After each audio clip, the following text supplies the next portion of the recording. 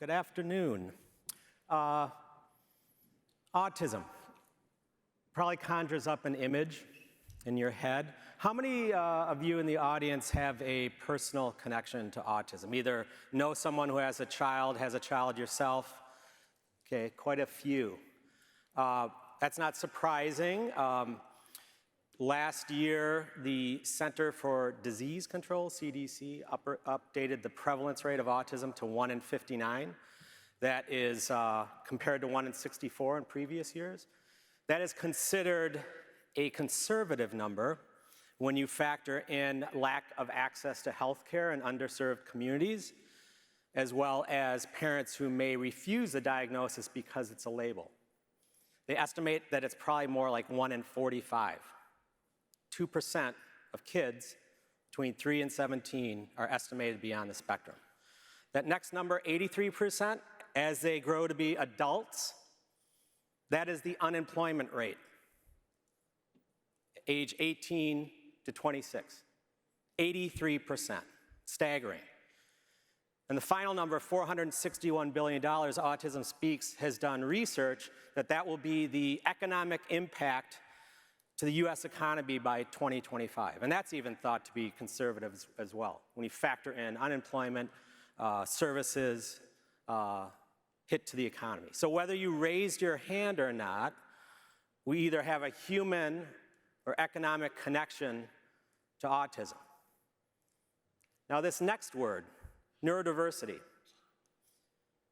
that probably conjures up something else. Autism is part of neurodiversity, along with things like ADHD, dyslexia, right? So autism probably makes you think disability, where this is difference, right? It's another form of diversity. And there is now a neurodiversity movement, particularly around workforce development and addressing that unemployment rate. So now neurodiversity is seen as a competitive advantage, and you're seeing more and more stories about this. Generally, they're about Microsoft and JP Morgan Chase have launched autism hiring initiatives because what they have found, some of the traits of adults on the autism, like pattern recognition and flow state, happen to tie very well into tech jobs. So often in these stories, they talk about, well, our neurodiverse employees don't mind repetitive tasks and routine, and they're far more productive than their neurotypical counterparts. And that's all great because it's actually addressing now that unemployment number. But what I have seen is this neurodiverse creativity, and that's not being talked about. So let me back up a bit. I'm going to tell you a little bit about my background. So like many here at the conference, I worked close to 30 years in advertising as an art director and creative director. Mostly in Milwaukee, worked in Minneapolis for a number of years, a little bit here in Chicago as well. My wife, Margaret, was also in the industry. She was an on-camera actress, did TV spots down here in Chicago. We have 2 boys, and our youngest son, Harry, was identified on the autism spectrum just before the age of 3. So neurologists gave us the diagnosis of autism, but they didn't stop there. They gave us a prognosis. He doesn't know how to read a book or understand the beginning and end. He's not imaginative. He won't be ready for 1st grade. Don't plan on him going to college. Talking about a 3-year-old. So you can imagine, those of you who are parents, you're already dealing with the heartbreak and anxiety and fear of the diagnosis, and then this prognosis just made us angry. And we looked at the neurologist like, he will be ready for 1st grade, and we will determine what he is capable of doing. And they kind of nodded blankly at us, and that was it. We never saw the neurologist again. So we were left to figure out how Harry was going to best learn, how he was going to socialize, and how he was going to have an independent future. So Harry, like a lot of kids on the spectrum, had the neurological issues and the sensory issues, but also what's common is a very narrow and very deep subject matter interest. For him, it was Thomas the Tank Engine, trains. So he didn't make a lot of eye contact or socialize with us, had limited words, but he would watch Thomas the Tank Engine videos all day long to the exclusion of everything else, play with the wooden trains. So Margaret, being an actress and knowing she had to get through to her audience, figured out, I gotta improv. So finally she got down on the floor and started talking to the Thomas trains, and Harry's like, "Rrr," makes eye contact with her. And she latched on to that, because that was like, this is an opportunity for learning moments, right? So everything, like whether it was math, or reading, or writing, became about Thomas or trains. And then he would spend more time on it. He wouldn't be interested in other, but then if it were about trains, he would spend more time on it, and he made this incremental growth over a number of years, surprised teachers, at school. I noticed by the time he was 7 or 8, he's spending a lot of time on technology and consuming it, and then he's kind of watching me, because I'm a creative director, so I'm working on the weekends all the time. And he's watching me, I'm in Adobe Illustrator. He says, "Dad, that looks like fun, can I try it?" So I literally gave him 5 minutes of instruction. Here's how you draw a square. Here's how you do a circle. Here's how you change the color of it. And then just let him explore. Here, play with this. So about a half hour later, he comes back, says, "Dad, look what I did." And this is the drawing. Now, that's pretty cool. I didn't show him how to use the pen tool, or even how to make the gradient. So he intuitively figured it out, how to make the stuff he wanted to. He lost it a little bit on the chin there. But then I started, here's how you download a photo. And then, so within the span of 5 years, he's gone from completely locked in his own world to crossing over into mine, using technology, professional level software, and being engaged. So, how do ideas come about? So literally a couple of weeks later, I went to Margaret. Margaret had left her acting career and gone and gotten her master's in special education. I said, so what if we create a program for kids on the spectrum, matched them one-on-one with creative professionals, let them work on their own subject matter interests? What kind of special ed support? So we talked about it, and that became the basis for our program, Islands of Brilliance, which we started in 2012. Took a little while to figure out the nonprofit thing, with 7 students. This year, we will have over 550 enrollments in Milwaukee. All told, we've had about 1,500. We've run the workshops in Milwaukee. We've run them here in Chicago, traveled with it, Minneapolis, Duluth as well. And just like it worked with my son, Harry, the main component is this one-to-one mentorship. So Shane there is 16, 17 years old, and Jenny's an art director, working with him on the stuff that he wants to do. Key, component of that, almost best buddy, designing stuff. All of our workshops take place in creative departments, not in a classroom. Creative, an agency or a design firm sets a different level of expectation for learning, that experience. We're about student-centered experiences, setting this up for kids on the spectrum to be successful. So there you see, that's actually Margaret there, so the special ed support, and then the team. So within a workshop, we have 10 creative teams of 2. So our creative departments are just like buzzing, and all these kids are working, it's great. And our volunteers come from all over the place. From undergraduates to senior creative directors at these agencies. Whether it's here in Minneapolis or Milwaukee, we have a 75% retention rate. The reason why is because when our creatives come in and work with our students, they are inspired. It's a reset button. It's rejuvenating. The work that they see and the process.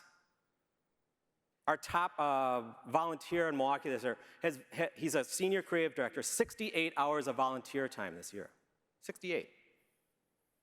We're also collecting data on what that experience is like for the volunteers. And what they say, 95% say improved leadership skills, better direction, communication, empathy, and patience that they take back into the agency. Do we need that in agencies? Yes. Yes. All right, so why? Okay, here's why. This is what we're seeing, the work. So keep in mind, this is work by kids from age 7 to 18 who are all on the spectrum. First one I'm going to show you, 8-year-old Aaron, his 3 things when he works on them, candy, SpongeBob, or a NASCAR, or sometimes all 3 together, all right? So he walks in an hour and 15 minutes, he cranks this out, from concept to Photoshop comp. I walked over at the end of the, I'm like, that looks like it should be an archive.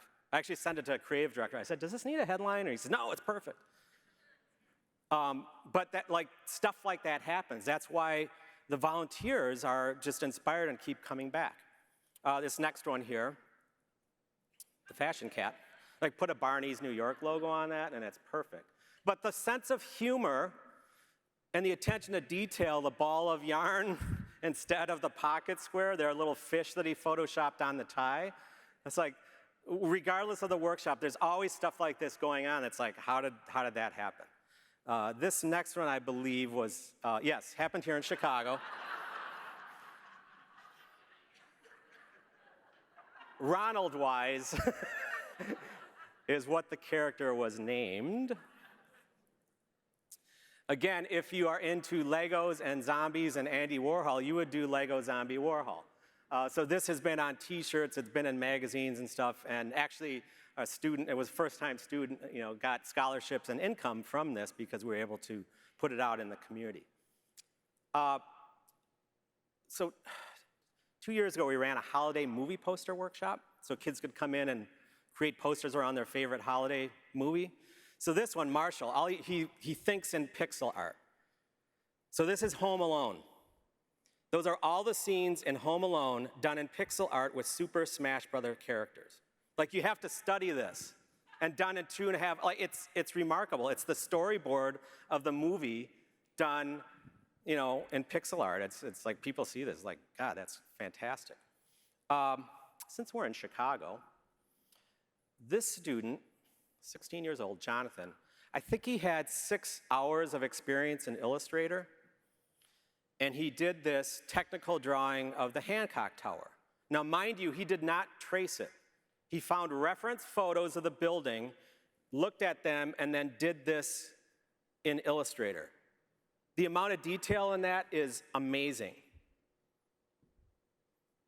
So when you think of, what we see here is what I would call rapid technology learning, the ability to pick up this complex software, learn keyboard shortcuts. It blows the volunteers away. This is why they keep coming back. It's like, I can't believe that these kids can do that. Little change of pace here. Trinity, 7 years old, she did this. So if you look at, this is a very, the joy and happiness in this particular image. But if you look at the depth and the perspective of it at age 7, that's an advanced skill. But here's the other thing. She draws in a nonlinear fashion.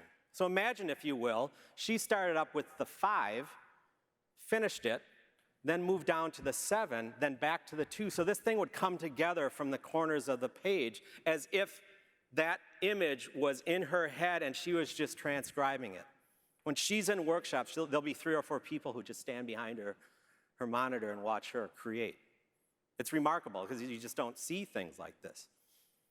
And then there's funny things like this that I think, these are Geico spots waiting to happen. So Garrett, that's a baby who communicates through a yo-yo string. How did you think of that? And then a teenage plant who drinks soda, and then a recurring character is, of course, the Tricluckosaurus, so that he keeps popping up. But again, our senior people are like, God, the thinking in here is just so divergent and different, and that's why they keep coming back. After seeing this talent and creativity for 7 years now, and understanding that there's an 83% unemployment rate, we started to align what we were doing with workforce development and preparing students to become employed. So this year, we actually launched a little studio called Brilliant Studios. So we are now employing, we have 8 of our students who are employment age who are now working either on a part-time or project basis, coming in doing stuff. We actually have paying clients. Apparently, we got one yesterday when I was on the train down here. So in June, we launched this. So Christina is the creative director. Cora is one of our designers. Spencer in the middle there is a project manager. Madison is amazing. She's like right and left brain, like amazing Unity coder, has done a virtual reality project for us, also illustrator designer. And if the guy in the end bears a resemblance to me, that's Harry. So he is now 21 years old. He's a senior at the University of Wisconsin-Milwaukee Design School. Thanks. And it's not just that for him, but what this has inspired. Now think back to 18 years ago in that neurologist's office. We were made to believe that this was impossible. Not impossible, a lot of hard work, but possible. And I think that's why we're all gathered here today and tomorrow, is because a lot of these things seem like really hard work, and they are. Gender equity and equality, inclusion, diversity, safe workforce, or workplace environments for women. This is great because of the energy here, but it means showing up every day, Monday after, every day. And sometimes there's setbacks. But we do this because it brings purpose to what we do in our lives, right? We've gotten to be really good consumers. Our industry has helped. We need to be better citizens again. So days like this, conferences like this, and going back to the workplace and working on this is really important. I want to close with a couple of thoughts. This is a quote from one of our volunteers. And what that says to me is, in an industry that is always looking for the next big idea and different thinking, maybe there's room for neurodiverse talent there. Because if you want different thinking, then include individuals who are literally wired to think different.